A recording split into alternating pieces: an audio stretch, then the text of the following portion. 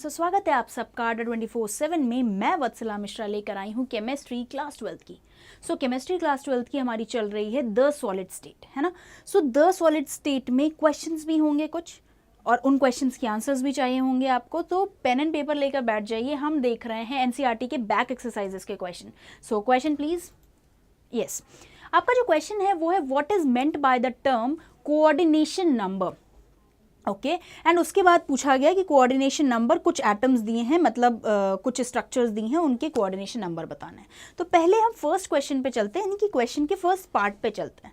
अगर आप coordination number की बात करते हो तो बेसिकली होता है नियरेस्ट नेबर्स, यानी कि एक आपने एटम ले लिया या उसके चारों ओर एटम्स की बात आपने की बेसिकली, तो कितने नियरेस्ट एटम्स हैं उस गिवन कंपाउंड में, ठीक है, उस गिवन एटम में जो कि कॉन्टैक्ट में हैं उनके, that is your coordination number.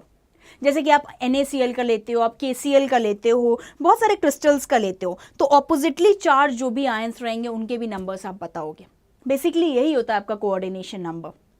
जैसे कि इसमें पूछा जा रहा है, आप ले लो एग्जाम्पल। भाई एग्जाम्पल में आपने इस क्वेश्चन को ही ले लिया। ए में पूछा जा रहा है क्यूबिक क्लोज्ड पैक्ड स्ट्रक्चर। तो क्योंकि वो क्यूबिक क्लोज पैक स्ट्रक्चर है, 12 एटम्स होते हैं जो घेर के रखते हैं उसको, यानी नियरेस्ट नेबर्स 12 होते हैं, इसलिए इनका नंबर ही 12 होता है। अगर हम सेकेंड वन की बात कर लें जिसमें केवल बॉडी सेंटर्ड है, तो इसमें केवल 8 होते हैं, बस दैट्स इट, यही है आंसर। तो बस इतना याद रखिए कि नियरेस्ट नेबर्स कौन कौन से हैं आपके उन एटम्स के, उसी को आप कहते हो coordination number. Thank you so much आज के लिए। इन क्वेश्चंस को ऐसे ही रिवाइज करते रहिए। Thank you.